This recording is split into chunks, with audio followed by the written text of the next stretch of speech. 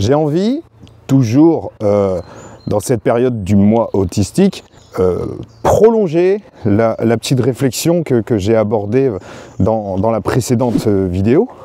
On constate en permanence certains manquements dans la prise en compte, les prises en charge, peut-être les accompagnements, la considération même des personnes en situation de handicap. Mais je pense qu'il est important de repositionner les choses, peut-être dans une perspective beaucoup plus large, de façon à relativiser, se rassurer. Si on prend les grandes évolutions qu'il y a eu, mais d'un point de vue sociétal, d'un point de vue politique, philosophique, c'est pas arrivé d'un coup. Et ça, je crois qu'il faut l'avoir en tête, parce que c'était déjà plus ou moins dans les cartons, ça allait se faire, on tendait vers ça. C'était le moment pour peut-être activer quelque chose, mais parce que la société était prête. C'est juste un aboutissement, c'est-à-dire qu'il y a un moment, il y a un mec qui a décidé de poser un acte précis, mais en lien avec ce que d'autres mecs en termes génériques évidemment, d'autres personnes ont pu amorcer bien avant. Et ces autres personnes ont peut-être essuyé les foudres d'autres personnes. Il y a eu sans doute des dissensions, il y a eu des tensions, il y a eu des débats, des inquisitions même, avant qu'on arrive à quelque chose qui se pose et qui s'assume. En tout cas, ça donne une petite idée sur le chemin et le temps que peuvent prendre les idées. S'agissant du handicap, puisque c'est le sujet, c'est finalement un concept assez récent. Au Moyen-Âge, les gens étaient stigmatisés, ils allaient être résumés en fonction donc du stigmate, en fonction du marquage corporel, et finalement ils ne pouvaient pas sortir de là. C'était comme ça. Il n'y avait pas forcément encore la notion d'autonomie. On faisait partie d'un ordre et on y restait. Au fil du temps, les conceptions ont évolué et on s'est rendu compte, et notamment avec les effets de la guerre sur les gens, qu'on pouvait passer d'un statut, entre guillemets, à un autre. Passer du valide, utile socialement et économiquement, à invalide. Et c'est là que l'État s'est rendu compte qu'il avait aussi une responsabilité en matière de protection, de sécurité et d'assistance vis-à-vis des gens. Et ça, c'est le principe de l'État-providence, en fait, dans les années 40. Et c'est ça qui a dicté, en tout cas, les fondements des politiques sociales. On est passé d'un État, quelque chose qui ne bouge pas, à une possibilité, en tout cas de mouvement là-dedans, où tu pouvais passer de l'un à l'autre. Maintenant, là, en 2024, on est assez d'accord sur l'idée que le handicap apparaît surtout comme une conséquence, un construit social qui résulte en fait d'une inadéquation, en tout cas des réponses de l'environnement, en fonction de particularités et de spécificités individuelles. On pourrait considérer que si l'environnement était adapté à tout le monde, le handicap n'existerait plus. Toujours est-il que si maintenant la société reconnaît la part de responsabilité de l'environnement, cela vient questionner la question de l'accessibilité, et qui pourrait se résumer comme étant la qualité d'un environnement qui n'aurait pas besoin d'avoir recours à un traitement différentiel à l'égard de certaines populations ou certains types de personnes, par exemple. Autrement dit, un environnement accessible n'a pas besoin d'avoir recours à la compensation. Ça veut bien dire ce que ça veut dire. Parce que ton environnement ne remplit pas son rôle, il s'engage à trouver des solutions alternatives à ton endroit. Donc finalement, la compensation renvoie à l'impossibilité d'une personne d'accéder aux droits communs. À partir du moment où il y a compensation, il y a reconnaissance d'une discrimination.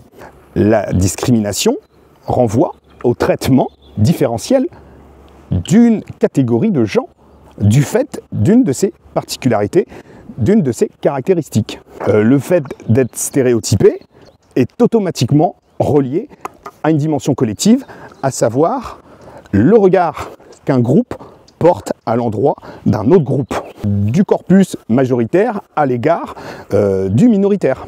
Et la discrimination est une résultante négative de ces processus-là. Ça rejoint en fait à une forme d'oppression. Quand on parle de validisme, par exemple, dans le champ du handicap, c'est exactement ça. Une oppression qui ne va pas être forcément intentionnée, qui ne sera pas forcément consciente, mais qui est réelle et ressentie qu'à partir du moment où toi-même, tu fais partie de minorité et que tu es méconsidéré du simple fait que tu sois une minorité.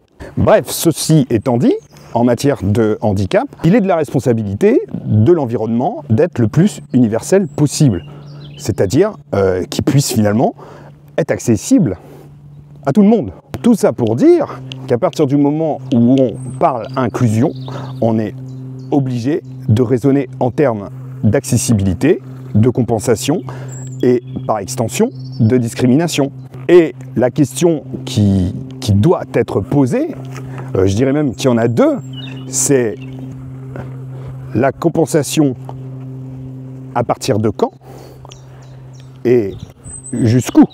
Puisque si on considère que la compensation doit être à la marge, puisque la priorité doit être l'accessibilité, à partir de quand tu déclares forfait pour estimer qu'on arrive à des limites et qu'il s'agit d'imaginer la compensation. C'est en ce sens-là que je me sens un petit peu assez critique, où je ne suis pas forcément complètement à l'aise, voire complètement en dissonance avec justement les questions inclusives, le virage inclusif, notamment des gamins, je dirais, dans les écoles, etc.